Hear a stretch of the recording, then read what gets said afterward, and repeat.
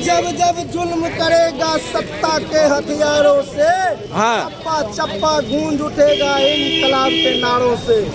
नरेंद्र मोदी जो जुल्म कर रहा है, इसका खामियाजा 2024 और 2025 के चुनाव में उसको देखने के लिए मिलेगा।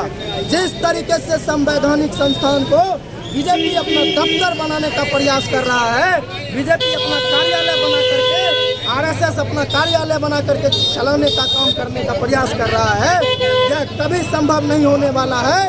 देश के संविधान को बचाने के लिए, देश के लोकतंत्र को बचाने के लिए आज जो बात करता है उस पर ईडी और सीबीआई का शिकंजा कसा जाता है। लेकिन देश और बिहार की जनता पूरी तरीके से यह समझ चुकी है कि नरेंद्र मोदी और नीतीश कुमार जो पूरी तरीके से बौना है, जो बिहार ना तो बिहार को चला सकता है ना देश को चला सकता है, सिर्फ देश को लूटने का काम कर सकता है। ऐसे लोगों को 2024 के लोकसभा चुनाव में जवाब दिया जाएगा। आपको याद होगा नीतीश कुमार और तेजस्वी यादव जी के नेतृत्व में जो 17 महीने सरकार चली, उस सरकार में तेजस्वी यादव जी के नेतृत्व में उन्होंने कहा था 2020 के चुनाव में कि हम जब सत्ता में आएंगे तो हम 10 लाख रोजगार देने का काम करेंगे। और उसी वादे के साथ तेजस्वी यादव जी जब नीतीश जी के साथ आए तो नीतीश कुमार को भी गांधी मैदान में 15 अगस्त के दिन कहना पड़ा कि तेजस्वी यादव जी ने जो वादा बिहार के लोगों से किया है उसको पूरा करने में हम इनके साथ हैं और इनका वो वादा पूरा होगा। फिर भी क्यों छोड़ करके अलग चले गया? तेजस्वी यादव जी मात्र 17 महीने में उनके नेतृत्व में जो नौकरियां मिली, जो रोजगार मिला, इससे पूरा बिहार खुशहाल था।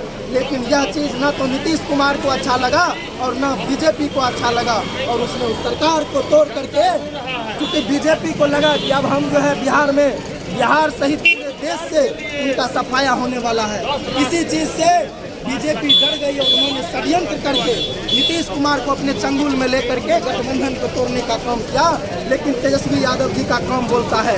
तेजस्वी यादव 17 महीने में जो कार्य किए वह नीतीश कुमार 17 वर्ष तक बीजेपी के गठबंधन में रह करके भी नहीं कर पाए।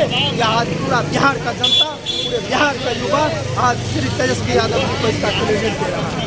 ये जमीन की मामला कहाँ तक सही है कि जो कहीं से भी जमीन का मामला नहीं है। देखिए, यदि आप कानून को जानते हैं, यदि आप कानून को पढ़ते हैं तो आपको जानकारी होनी चाहिए कि जब तक आप 18 वर्ष का उम्र आपका पूरा नहीं होता है तब तक आप नाबालिग हैं। और नाबालिग के नाम से ना तो किसी तरह का जमीन लिखा जाता है, ना किसी तरह का प्रॉपर्टी होता है। लेकिन ये आपने देखा 14 वर्ष की उम्र में मात्र तेजस्वी यादव जी पर जो है जिस तरीके के षड्यंत्र करके, ये तो सिर्फ और सिर्फ बीजेपी चूंकि डरी हुई है, उसको किसी तरीके से तेजस्वी को रास्ते से हटाना है, लालू को रास्ते से हटाना है। उसको सिर्फ और सिर्फ एक ही मुद्दा मिलता है, भ्रष्टाचार, उसको लेकर के आता है। लेकिन यदि भ्रष्टाचारी तेजस्वी यादव और लालू यादव है तो उसको बताना चाहिए ये नीरव मोदी, विजय माल्या कहाँ है।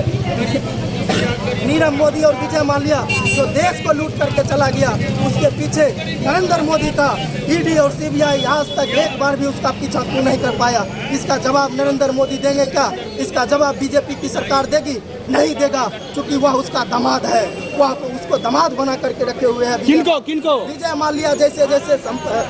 माल्या जैसे लोगों को जो देश को लूटा है, जो ऐसे उद्योगपति जिसने, वो किनके दामाद है? बीजेपी के दामाद है।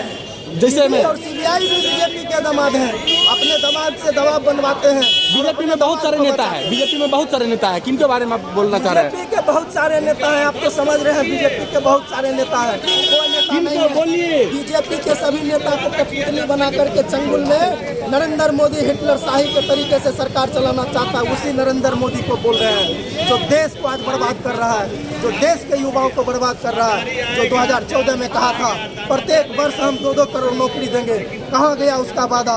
कहा था स्मार्ट सिटी हम बनाएंगे, कहाँ गया नरेंद्र मोदी का स्मार्ट सिटी?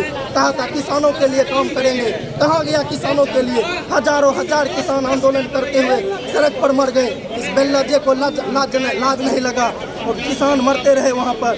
देश की बेटी, देश का खिलाड़ी आंदोलन करते करते तड़प रहा था, उसके साथ चीरहरण किया गया।